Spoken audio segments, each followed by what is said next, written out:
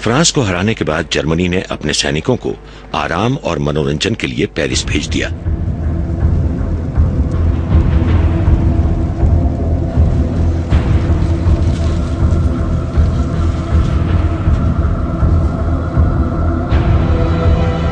छुट्टी पर गए सैनिकों में 19 साल के लेफ्टिनेंट ऑगूस्ट वॉन कागेनेक भी थे। उनकी यूनिट फ्रांस पर हुए हमले में शामिल नहीं थी। वो पहली बार पेरिस आए थे। उन्होंने लिखा, हमें बहुत सख्त निर्देश दिए गए हैं। हमें बिल्कुल सलीकेदार वर्दी में रहना है और स्थानीय लोगों से किसी भी तरह के संपर्क से बचना है। हम लोग मास टूरिज्म की शुरुआत कर रहे हैं। फ्रांसीसियों ने उन पर ज्यादा ध्यान नहीं दिया।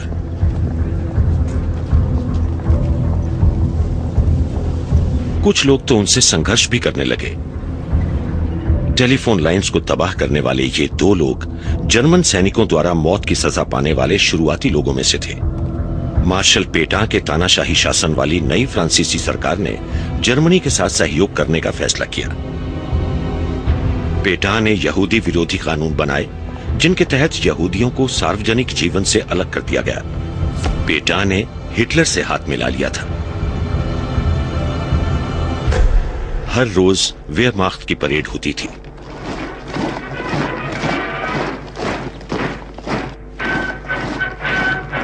जर्मनी ने यूरोप के प्रमुख शहरों पर कब्जा कर लिया। प्राग और वॉर्सो के बाद ब्रसेल्स, लग्जमबर्ग, हेग, कोपेनहेगन और ओस्लो भी इनके कब्जे में आ गए, लेकिन लंदन बचा रहा। फरवरी 1941 में लंदन के बाहरी इलाके में रहने वाली नन्ही सी लड़की रोज महज 3 साल की थी और 2 साल से जंग झेल रही थी।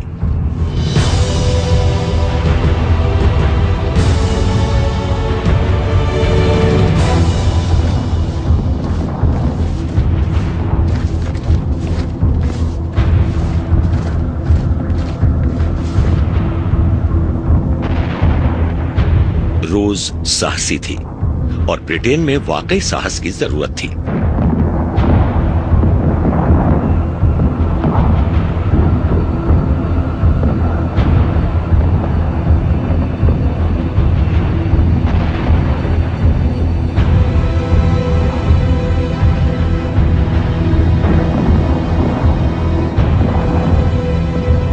ग्रेट ब्रिटेन के शहर जर्मन बमबारी से तबाह हो चुके थे, लेकिन चर्चिल के नेतृत्व और रूजवेल्ट की कारगर मदद के बूते पर यह देश सिर उठाए खड़ा रहा।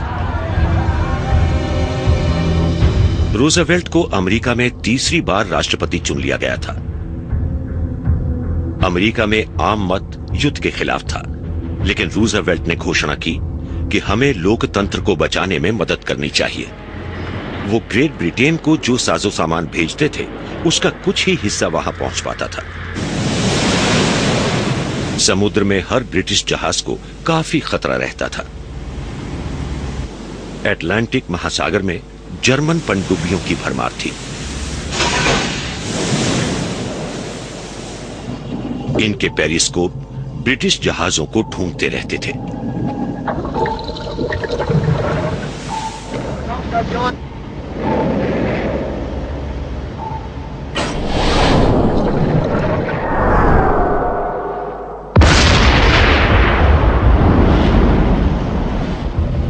चर्चिल चिंतित थे, क्योंकि जल्दी ही सप्लाई पूरी तरह रुक जाने वाली थी और युद्ध का नतीजा अनिश्चित लग रहा था। ग्रेट ब्रिटेन एक टापू है और ये बात इसके लिए फायदेमंद होने के साथ साथ नुकसानदेह भी थी। लेकिन उस समय तक जर्मन कब्जे वाले देशों के लिए ब्रिटेन ही आखिरी उम्मीद था। जर्मन पनडुब्बियां यानी यू बोट्स अब फ्रांस की बंदरगाहों का इस्तेमाल करने लगी थीं। समूह में चलने और टॉर्पीडो और तोप इस्तेमाल करने वाली इन पनडुब्बियों को अटलांटिक के भेड़िए कहा जाता था और सिर्फ 1941 में ही ये ब्रिटेन का 40 लाख टन साजो सामान डुबोने में कामयाब रही थी।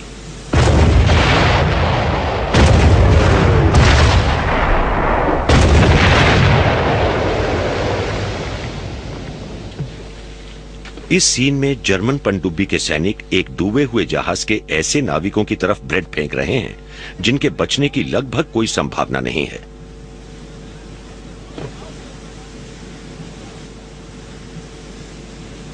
ये लोग भूख प्यास, ठंड या फिर तेल की वजह से फंसकर मरने वाले हैं।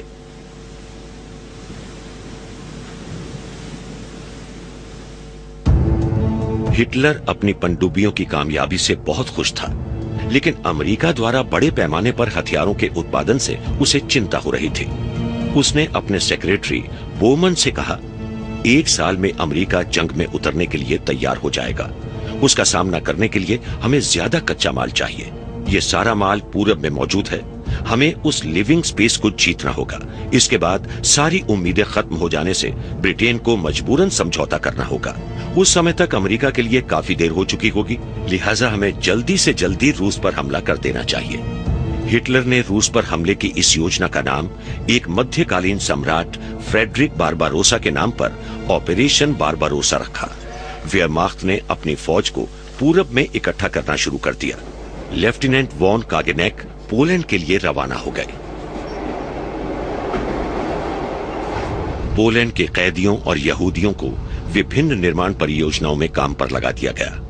हिटलर पोलैंड के आर पार पक्की सड़क बनाना चाहता था ताकि अपनी फौज को रूस की अपनी नई सीमा तक आसानी से ले जा सके।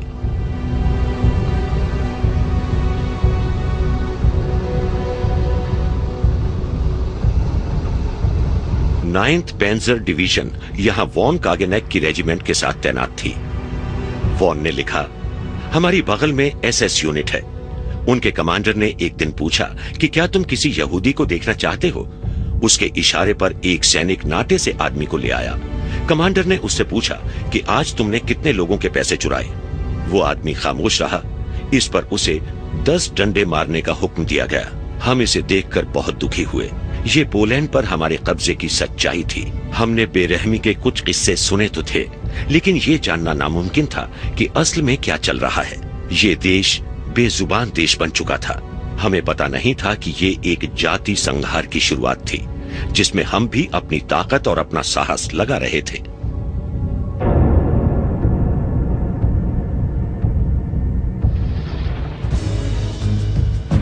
हिटलर ने पूरब पर हमले की अपनी योजना को कुछ समय के लिए टाल दिया।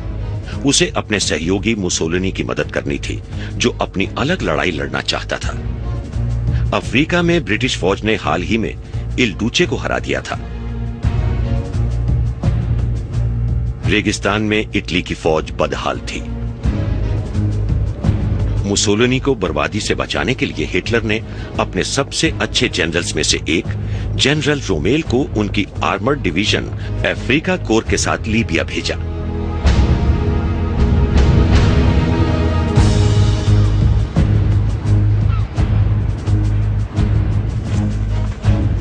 जर्मनी में रोमेल एक बड़े नायक थे। उन्होंने ही मई और जून 1940 में कैम्ब्राय, अरास, रुआ और शेरबोर्ग पर कब्जा किया था। ये असली नाज़ी थे जो शुरू से ही पूरे उत्साह और अपनी पूरी ताकत से हिटलर की सेवा कर रहे थे। रोमेल टैंक्स और तेज तर्रार लड़ाई में यकीन रखते थे। उन्होंने अफ्रीका कोर को तेजी से ब्रिटिश मोर्चे की ओर रवाना होने का आदेश दिया।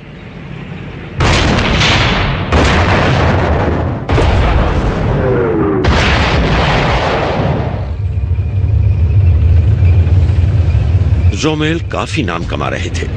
ब्रिटिश सैनिकों के बीच उनकी तस्वीर ये कहकर दिखाई जा रही थी कि ये शख्स खतरनाक है। हिटलर ने ग्रीस पर हमला कर दिया, जिसे पहले मुसोलिनी भी जीतने की कोशिश कर चुके थे। बाल्कन्स के ब्लिट्जक्रीग और युगोस्लाविया पर कब्जे के बाद हिटलर ने क्रीट में अपने पैराट्रूपर्स उतार दिए। हिटलर ने रूस पर हमले के लिए अपना सदर्न फ्लैंक मजबूत कर लिया था, लेकिन इसमें काफी महत्वपूर्ण समय निकल गया था। ऑपरेशन बारबारोसा में कई हफ्ते की देरी हो गई थी। अंतर्राष्ट्रीय मजदूर दिवस के अवसर पर मॉस्को के रेड स्क्वायर में पारंपरिक रूप से विशाल सैनिक परेड का आयोजन होता था, लेकिन इस बार यहां खास तैयारी की गई थी। स्टालिन जर्मनी के सामने अपनी जबरदस्त सैनिक ताकत का प्रदर्शन करना चाहते थे। स्टालिन को अपने जासूसों से खबर मिल रही थी कि उन पर जल्दी ही हमला होने वाला है, लेकिन उन्हें यकीन नहीं हो रहा था कि हिटलर जर्मनी और सोवियत के बीच अनाक्रमण संधि को इतनी जल्दी तोड़ने की हिमाकत करेगा। परेड में जर्मनी के प्रतिनिधि भी थे। सोवियत संघ के पीपल्स कॉमिसार और स्टालिन के रक्षा मंत्री मार्शल टिमोशेंको उन्हें बहुत इज्जत से सलाम करते हुए दिख रहे हैं।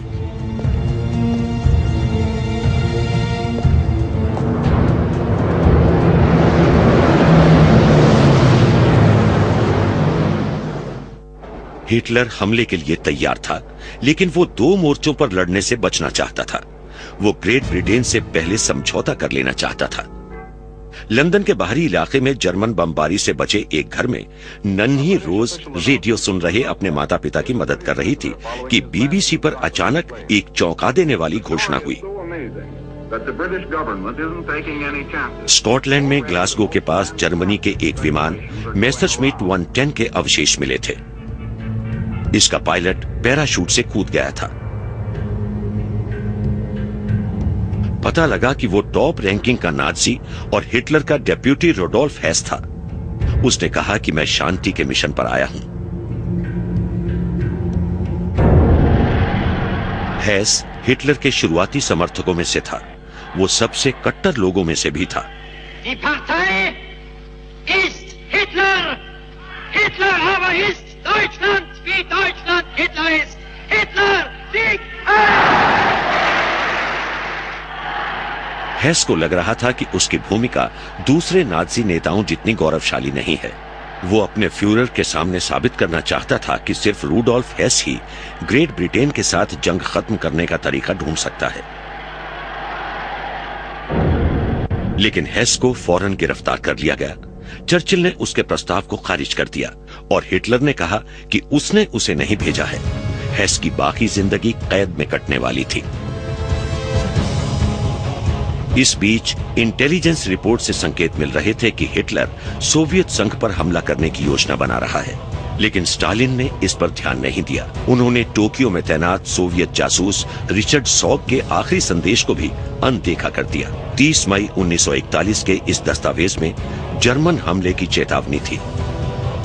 असल में तो स्टालिन ने राइख को कच्चा माल भेजना जारी रखा था। जर्मन सोवियत अनाक्रमण संधि होने के बाद से वो जर्मनी को हजारों टन तेल, क्रोम और निकल निर्यात कर चुके थे और इन सब ने फ्रांस को जीतने में हिटलर की मदद की थी। आखिरी मालगाड़ी 21 जून 1941 की रात को भेजी गई थी। कई टन गेहूं ले जा रही ये ट्रेन आधी रात को सरहद के पार पहुंची और 22 जून को सुबह 3 बजे आधिकारिक रूप से युद्ध की घोषणा किए बिना शुरुआती वेयरमाख्त सैनिक रूसी इलाके में घुस गए।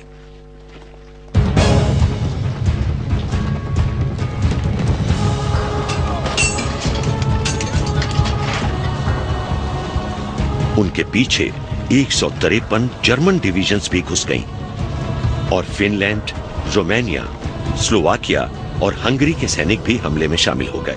इनके साथ स्पेनी फासिस्ट की एक डिवीजन भी थी। हमले में शामिल 30 लाख सैनिकों के पास 6 लाख ट्रक्स थे, जिनमें से कई बेरलिए और रेनो जैसी फ्रांसीसी कंपनियों के थे। साथ ही शामिल थे 3000 टैंक्स, 7000 तोपें और 3000 विमान भी।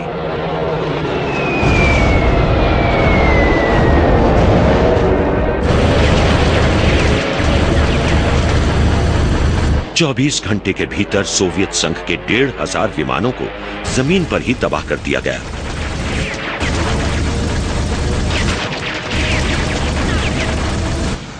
जर्मनों ने 300 और रूसी विमानों को मार गिराया। अचानक हमले की वजह से झुकने पर मजबूर सोवियत वायुसेना को भारी नुकसान हुआ।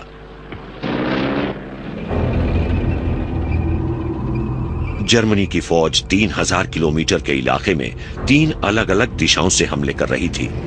उत्तर में इसका आइडियोलॉजिकल टारगेट लेनिनग्राड यानी लेनिन का शहर था, जहां से रूस की क्रांति पनपी थी। इसे आज सेंट पीटर्सबर्ग कहते हैं। और ये सेंटर पॉलिटिकल टारगेट था जो स्टालिन की राजधानी थी। दक्षिण में इकोनॉमिक टारगेट कीव और यूक्रेन था।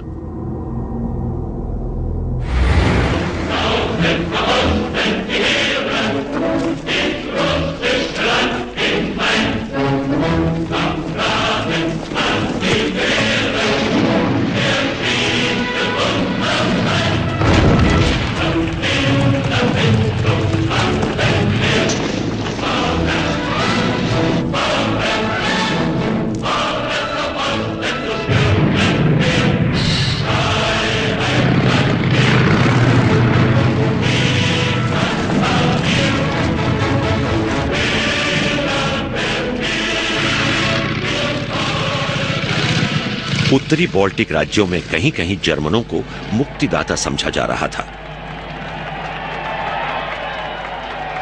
स्टालिन के आतंक वाले शासन के बाद कोई भी चीज राजनैतिक दमन करने वाली बेरहम सोवियत सीक्रेट पुलिस एनकेवीडी से बेहतर ही होती। पीछे हटने को मजबूर एनकेवीडी ने वहां जेलों में बंद बाल्टिक कम्युनिस्ट विरोधियों को मार डाला। स्थानीय एंटीसेमाइट लोग यहूदियों पर कम्युनिस्टों का समर्थन करने का आरोप लगा रहे थे। यहूदियों को लाशें ढोने के लिए मजबूर किया गया।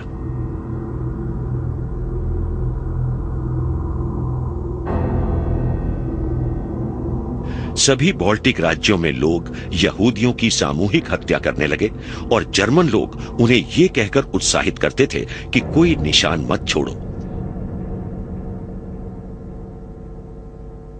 उनका नामो निशान मिटाने का एक तरीका था लाशों को जला देना।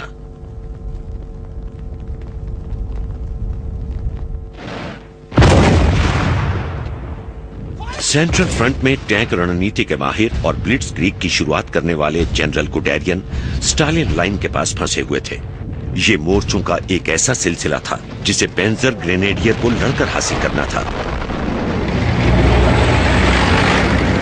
गुडेरियन आगे बढ़ते रहे।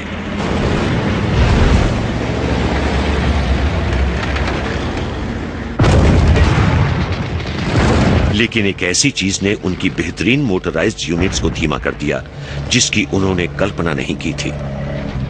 इसके बारे में वॉन कागनेक ने लिखा है, हम अपनी आर्मर्ड कार्स में आगे बढ़ते हैं तो उससे उड़ती धूल हमें घेर लेती है। हम रूस में हैं जहां पक्की सड़कें नहीं हैं। ये बहुत अजीब है। ये चिपकने वाली लाल पीली धूल आंख, नाक, मुंह सब में घुस जाती है। ऐसे हालात में ये लोग दिन भर में 50 किलोमीटर आगे बढ़ रहे थे। ये वॉर्सो से ओस्लो और बायोन तक आ चुके थे, लेकिन अब इन्हें एहसास हो रहा था कि रूस कितना विशाल है।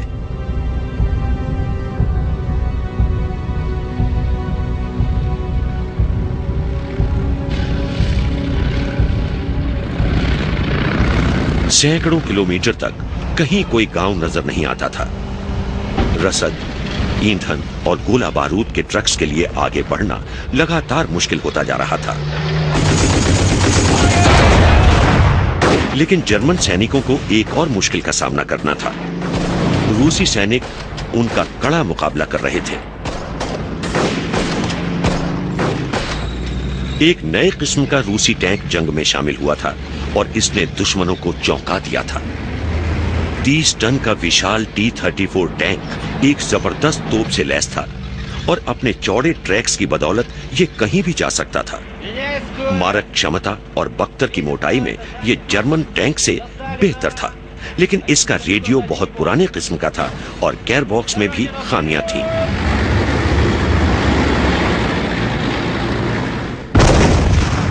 इसे सिर्फ जर्मन 88 तोप ही तबाह कर सकती थी।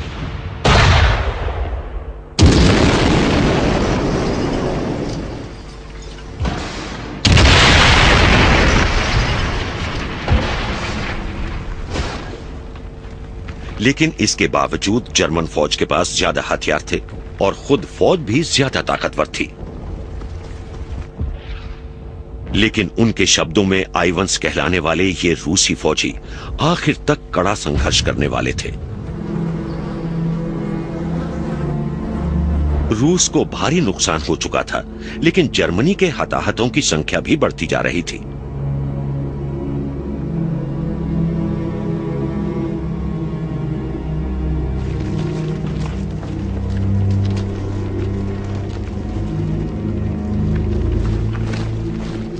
जर्मन फौज दुश्मन की पूरी सेनाओं को बंदी बनाते हुए लेनिनग्राड, मॉस्को और किएव के अपने तीनों लक्ष्यों की ओर बढ़ती रही।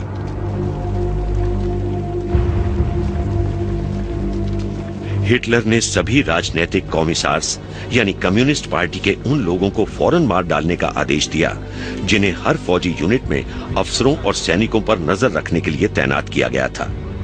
गुडेरियन इस क्रिमिनल ऑर्डर के खिलाफ थे, लेकिन 4th पेंजर आर्मी ग्रुप के कमांडर जनरल हॉपनर के मुताबिक इस जंग को बेमिसाल बेरहमी के साथ ही आगे बढ़ाना है। बोल्शेविक्स पर कोई रहम नहीं होना चाहिए।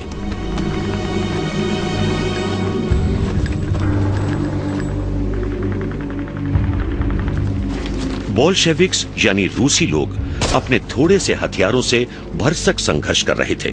इनके हर 4 लोगों के पास एक राइफल होती थी।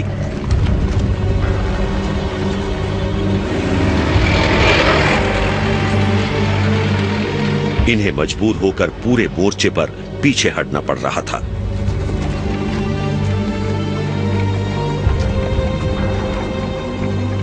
स्टालिन के लिए हालात बहुत खराब लग रहे थे।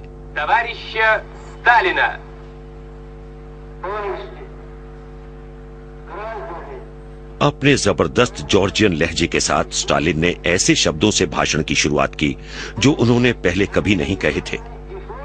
उन्होंने रूसियों को मेरे भाइयों और मेरी बहनों कहा। उन्होंने सच्चाई बता दी। हम पर हिटलर के जर्मनी ने हमला किया है।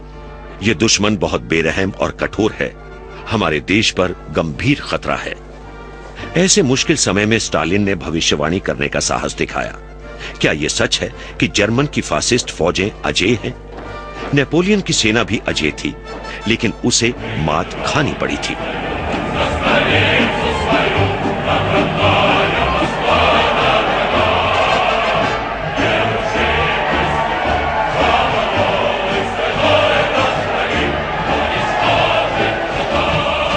स्टालिन ने मशीनों और कामगारों के साथ तमाम कारखानों को पूरब में यूरल माउंटेन्स की ओर ले जाने का आदेश दिया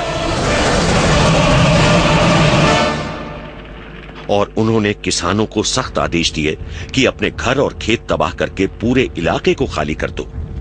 ऐसी कोई चीज पीछे मत छोड़ो जो हिटलर की हमलावर फौज के काम आ सके। ये स्टालिन की स्कॉच्ड अर्थ पॉलिसी थी।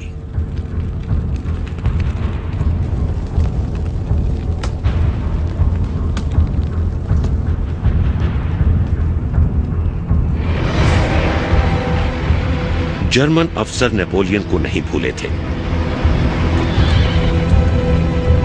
1812 में रूसियों ने अपने शहर और खेत जलाकर नेपोलियन की विशाल फौज को हरा दिया था और फिर बेरेट्जीना की लड़ाई में फ्रांस की फौज को नेस्तो नाबूद कर दिया था। जुलाई 1941 की शुरुआत में जर्मन फौज भी मध्य मोर्चे पर बेरेट्जीना नदी के पास पहुंच गई और ये लोग आगे बढ़ते रहे। सोवियत सैनिकों का प्रतिरोध लगातार बढ़ता जा रहा था। नदी के दूसरे तट पर एक चौंका देने वाली चीज जर्मनों का इंतजार कर रही थी। रूसी फौज ने एक नया तोपखाना तैनात कर दिया था। ये स्टालिन्स ऑर्गन या काट्यूशा कहलाने वाला रॉकेट लॉन्चर था, क्योंकि इसकी आवाज ऑर्गन पाइप्स जैसी थी। यह सबसे खौफनाक हथियार था।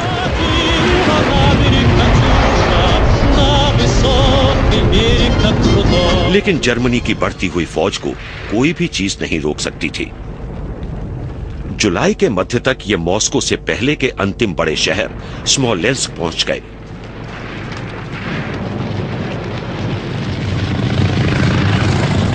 यहां 3 हफ्ते तक लड़ाई चली।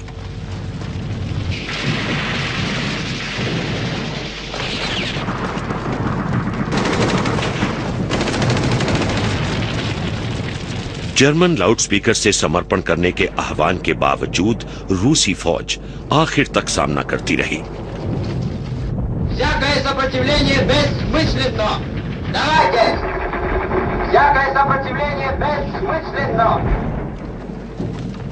बहुत कम लोगों को बंदी बनाया जा सका। कुछ बचे खुचे लोग घने जंगलों में छिपकर छापामार बन गए।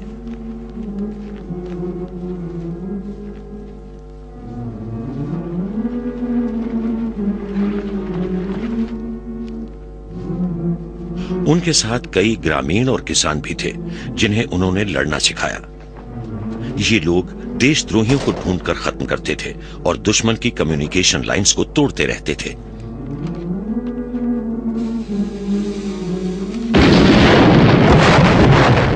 इनके खिलाफ कड़ी कार्रवाई की गई। फ्यूरर का आदेश था कि जरा सा भी बैर दिखाने वाले लोगों को फौरन खत्म कर दिया जाए।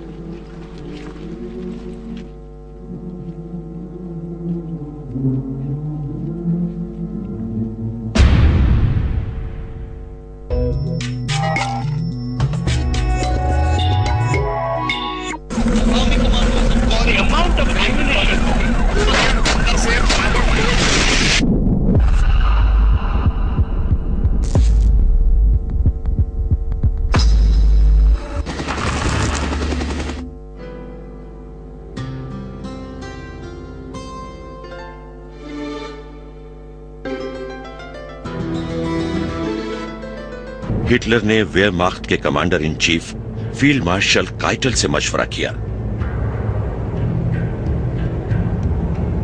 ऑपरेशन बारबारोसा धीमा पड़ रहा था। कुछ जनरल्स की राय थी कि 3 तरफ से हमला करने की हिटलर की रणनीति की वजह से ऐसा हो रहा है।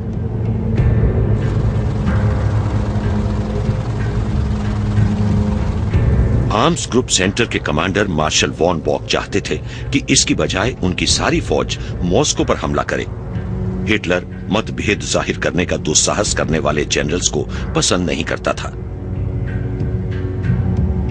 जनरल गुडेरियन वहां मौजूद थे।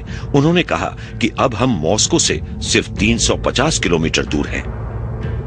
फ्यूरर ने कहा कि तुम्हें कुछ समझ में नहीं आता, तुम्हें युद्ध के समय की इकोनॉमिक्स की समझ नहीं है। पहले हमें यूक्रेन से गेहूं चाहिए ताकि वो पिछली लड़ाई की तरह हमें भूखा नहीं रख सके। मॉस्को तो सिर्फ एक प्रतीक है, हम उसे बाद में जीत लेंगे। हिटलर ने गुडेरियन को दक्षिण में किएव की ओर मुड़ने का आदेश दिया ताकि वेयरमाख्त के पीछे के कुछ हिस्सों में अब भी सक्रिय रूसी फौजों को पूरी तरह घेरा जा सके।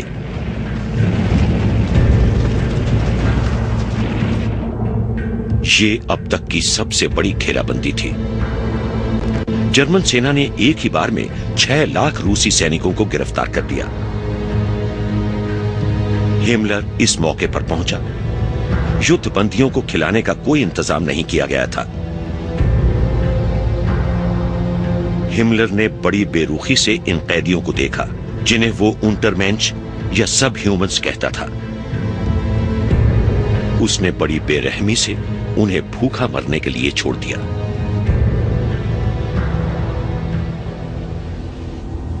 लेफ्टिनेंट वॉन कागेनेक ने लिखा, हम यूक्रेन में बहुत मजे में रहते थे। हमें जरूरत की हर चीज मिल रही थी, अंडे, मक्खन, फल, दूध और वाइन। ब्लैक सी के आसपास के इलाके की एक बढ़िया रेड वाइन हमें मिल रही थी।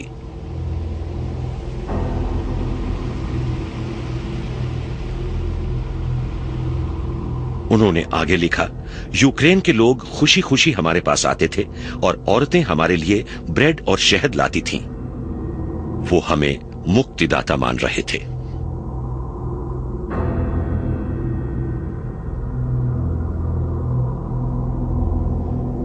यूक्रेन के लोग कई कारणों से रूसी लोगों और खासकर स्टालिन से नफरत करते थे, क्योंकि उन्होंने ही 1930 के दशक की शुरुआत में बड़े पैमाने पर लोगों को भूखा रखने की नीति शुरू की थी, जिसमें 70 लाख लोग मारे गए थे। यूक्रेन के एंटीसेमिटिक और कई अन्य लोग यहूदियों से भेदभाव करते थे और वो उनकी सामूहिक हत्या करने लगे, जैसा कि जोलोचिव के इस सीन में दिख रहा है। जर्मन सैनिक सब कुछ देखते रहते थे।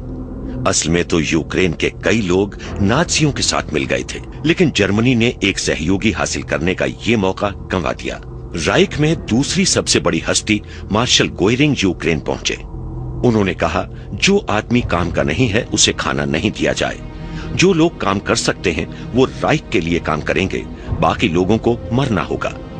काम करने वाले लोगों को अपना सब कुछ देकर आखिरी सांस तक पूरी ताकत से काम करना होगा।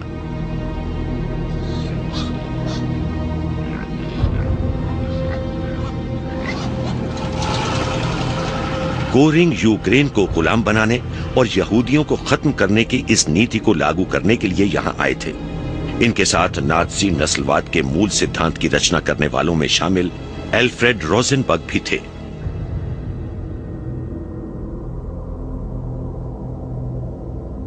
हिमलर और हाइड्रिक ने यहूदियों को मौत के घाट उतारने वाले कमांडोज का गठन किया, जिन्हें आइंस्टाइन ग्रुप कहा जाता था। इसमें एसएस के सदस्य, पुलिस वाले और वेयरमाख्त के सैनिक थे।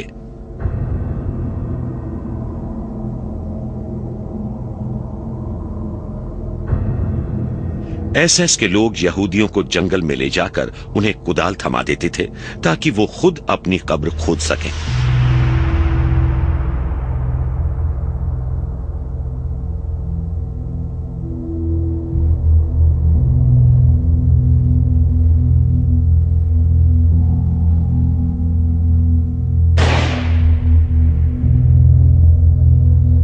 लेकिन फिर उन्हें लगा कि यह प्रक्रिया बहुत धीमी है, इसलिए उन्होंने लंबी कब्रें तैयार करने का आदेश दिया और वो यहूदियों को लाशों की आखिरी कतार पर गिराते जाते थे।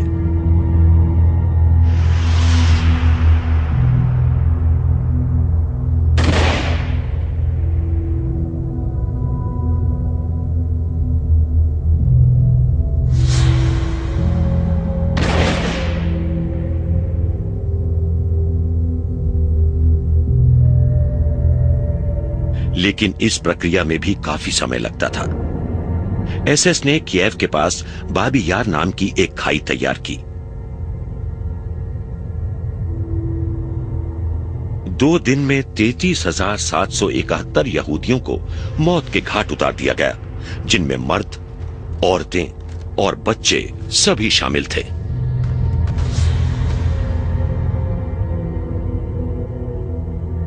पूरे मोर्चे पर सैकड़ों जगहों पर ऐसा हो रहा था और इस नरक जैसे माहौल में यहूदियों को मारने वाले ये लोग पहले उनकी तस्वीर भी उतारते थे। योजनाबद्ध तरीके से बेरहमी से लाखों यहूदियों के इस नरसंहार को आगे चलकर होलोकॉस्ट बाय बुलेट्स कहा गया। लेकिन हिमलर खुश नहीं था। वो आइंस्टाइन ग्रुप के एक तथाकथित एक्टियंस में शामिल हुआ था। इस नरसंहार के अपने सैनिकों पर पड़ने वाले मनोवैज्ञानिक असर को देखकर हिमलर कुछ वैकल्पिक तरीके ढूंढने लगा। इसी की वजह से आगे चलकर गाड़ी के पिछले हिस्से में खुलने वाले एग्जॉस्ट पाइप्स वाले गैस वेंट्स और इसके 1 साल बाद गैस चेंबर्स का इस्तेमाल शुरू हुआ। उत्तर में लेनिनग्राद की लंबी घेराबंदी शुरू हो गई।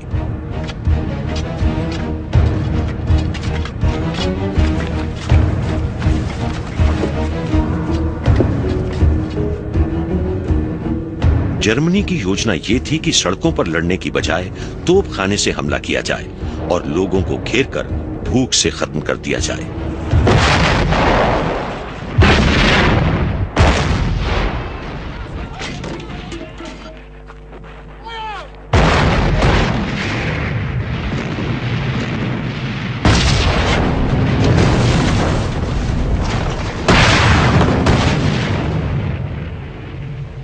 शहर की इमारतें तबाह हो गईं।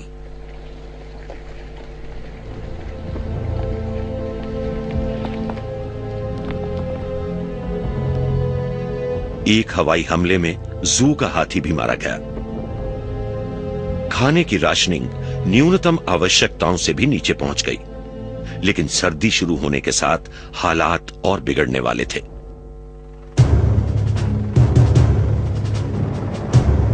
दक्षिण में गुडेरियन को आखिरकार उत्तर में बाकी सेनाओं के साथ मिलकर मॉस्को की ओर बढ़ने का हिटलर का आदेश मिला।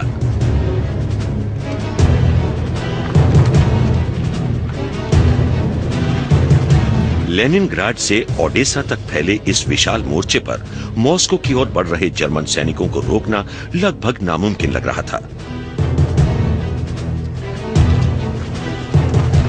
जर्मन फौजियों ने 7 लाख और लोगों को बंदी बना लिया। वेयरमाख्ट के चीफ ऑफ स्टाफ जनरल योडल ने कहा कि हम जंग जीत गए हैं।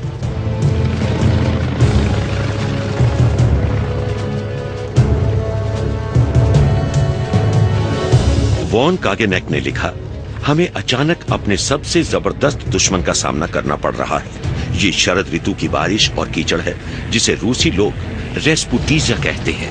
दूर दूर तक इतना चिपचिपा कीचड़ फैला हुआ है कि ये हर चीज में चिपक कर हमें आगे बढ़ने से रोक रहा है। कुछ भी आगे नहीं बढ़ सकता, चाहे वो टैंक हो, ट्रक, घोड़ा या इंसान।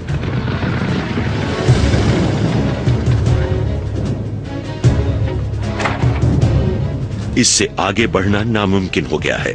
हम रोज 30 किलोमीटर की जगह 5 से 8 किलोमीटर ही बढ़ पा रहे हैं। एक एक कदम उठाने के लिए बहुत ताकत लगानी पड़ती है। वेयरमाख्ट का गौरव कहे जाने वाले पैंजर्स थम गए हैं।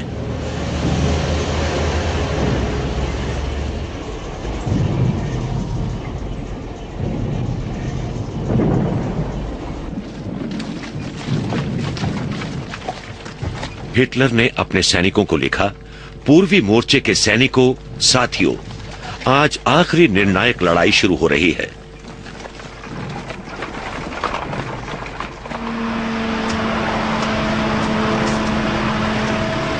और एक बार फिर जर्मन फौज एक साथ मॉस्को की ओर बढ़ने लगी, क्योंकि पाला पड़ने से अब जमीन सख्त हो गई थी। दुनिया सांस रोके देख रही थी कि क्या हिटलर स्टालिन को हरा देगा। इस समय जर्मनी के कब्जे वाले देशों के उग्र दक्षिणी पंथी लोग जर्मन सेना में शामिल होने लगे। बेल्जियन, डेन्स, डचमैन, और लीजन ऑफ फ्रेंच वॉलंटियर्स के नौजवान जर्मन वर्दी में पूर्वी मोर्चे पर लड़ने के लिए तैयार हो गए।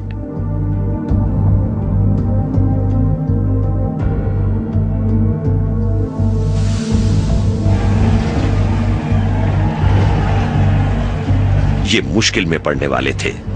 नवंबर 1941 में सर्दी का मौसम कुछ जल्दी ही शुरू हो गया था। तापमान 0 से 40 डिग्री सेल्सियस नीचे पहुंचने वाला था। वेयरमाख्त तेजी से लड़ने के लिए बनी फौज थी।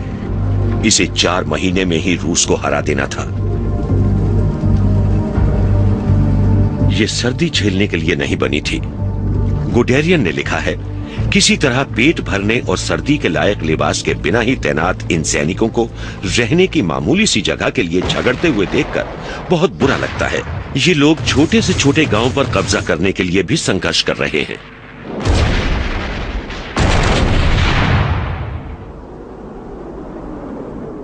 एक गांव या एक इस्बा भी हारने का मतलब मौत थी। हमलावर फौज ठंड और दस्त से मर रही थी। डायरिया की वजह से इन्हें दिन में 30 बार तक टॉयलेट जाना पड़ता था। वेयरमाख्त के एक डॉक्टर हाप ने उन्हें चेतावनी दी थी कि तुम्हें खुद फैसला करना होगा। अगर ट्राउजर्स उतारोगे तो ठंड से मर जाओगे। बेहतर है कि पीछे की सिलाई काट दो ताकि ट्राउजर्स उतारने की जरूरत ना पड़े। इसके ठीक विपरीत रेगिस्तान में तैनात अफ्रीका कोर के लोग अपने टैंक्स की गर्म बॉडी पर अंडे पकाकर खा रहे थे और लिली मार्लिन का युद्ध गीत सुन रहे थे।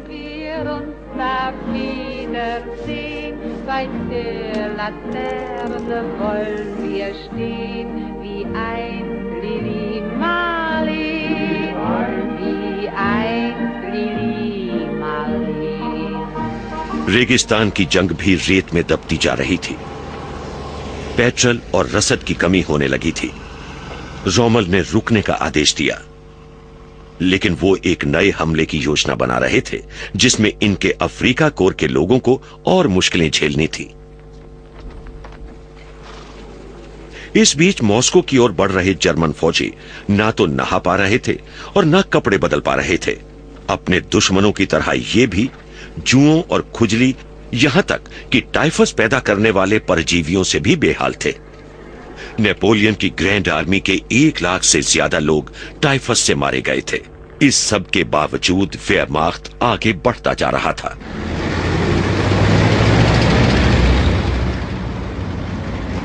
जर्मन फौज का अग्रिम दस्ता मॉस्को के बाहरी इलाके में पहुंच गया और ये लोग रेड स्क्वायर तक जाने वाली बस लाइन के छोर तक पहुंच गए। सोवियत सेना ने आगे बढ़ते जर्मन सैनिकों को रोके रखा और इस बीच स्टालिन ने क्रांति की वर्षगांठ पर हमेशा की तरह परेड के आयोजन का आदेश दिया।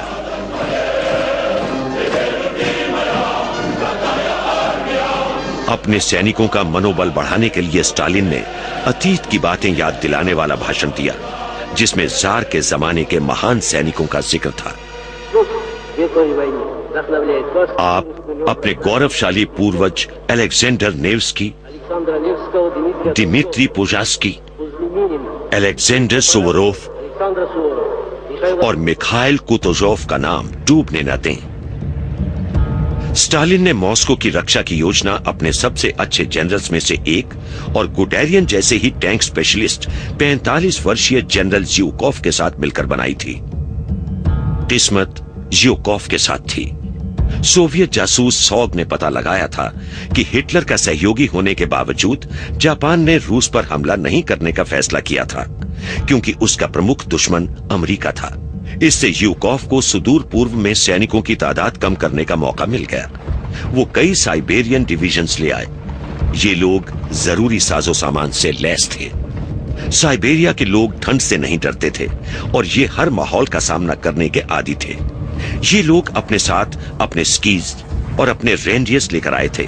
अब ये जर्मन सैनिकों के शिकार पर निकलने वाले थे। ज़्यूकोव वेयरमाख्त को 2 तरफ से दबोचना चाहते थे।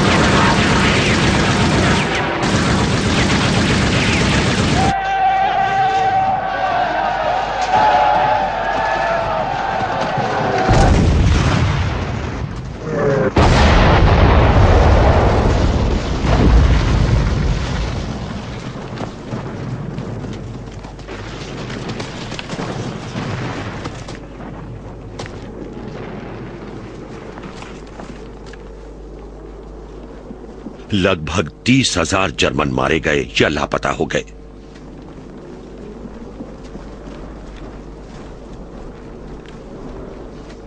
हजारों को कैद करके साइबेरिया भेज दिया गया। ठंड से इनका संघर्ष अभी खत्म नहीं हुआ था।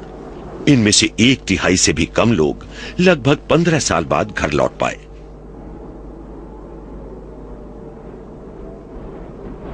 ऑगस्ट वॉन कागेनेक बहुत बुरी तरह जख्मी हुए और उन्हें वापस जर्मनी पहुंचा दिया गया। उन्होंने लिखा, आस्था खत्म हो गई और संदेह हावी होने लगा। मौत ही सैनिकों की सबसे अच्छी दोस्त बन गई, क्योंकि यही उन्हें पीड़ा से मुक्ति दिला सकती थी। रूसी लोगों के लिए भी मुश्किलें खत्म नहीं हुई थीं। इनका देश तबाह हो गया था। मॉस्को बच गया था, लेकिन लाखों लोग मारे गए थे या बंदी बना लिए गए थे और खतरा अब भी बरकरार था।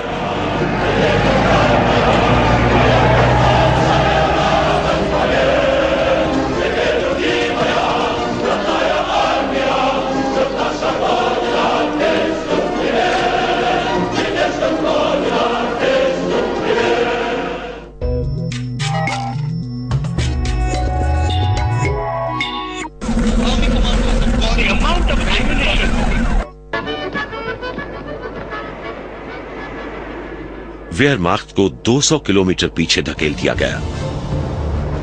हिटलर ने अपनी फौज को हर हाल में इस नए मोर्चे पर डटे रहने का हुक्म दिया। उसने गुटेरियन समेत 35 जनरल्स को बर्खास्त करके खुद वेयरमाख्त की कमान संभाल ली।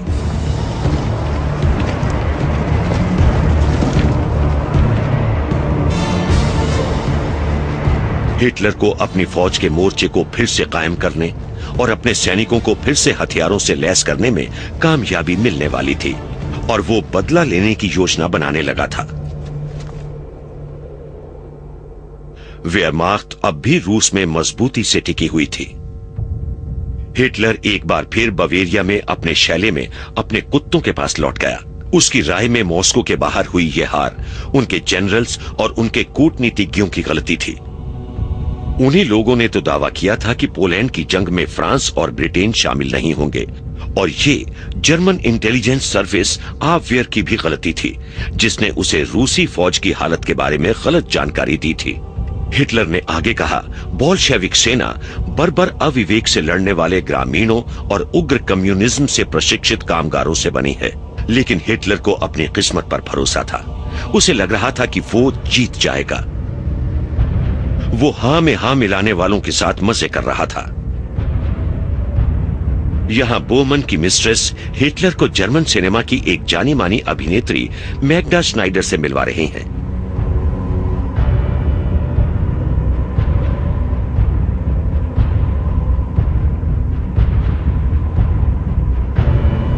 इनके पास ही अभिनेत्री की बेटी रोमी स्नाइडर बोमन के बच्चों के साथ खेल रही है। इस समय तक जर्मनी में जिंदगी मजे में चल रही थी। बड़े पैमाने पर बमबारी अब तक शुरू नहीं हुई थी और मॉस्को में जान गंवाने वाले सैनिक बहुत दूर कहीं बर्फीले इलाके में थे। हिटलर की पहली बड़ी हार के 2 दिन बाद इसके सहयोगी जापान ने अचानक प्रशांत क्षेत्र में अमेरिका के एक बड़े नौसैनिक अड्डे पर्ल हार्बर पर हमला कर दिया।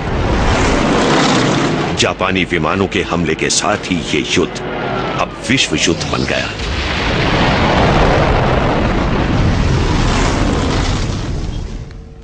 लंदन में नन्ही रोज डांस कर रही थी। ये क्रिसमस के सपने देख रही थी। इसने अपने माता पिता को यह कहते हुए सुना कि अब अमेरिकी हमारी तरफ से लड़ेंगे, रूस भी हमारी तरफ है।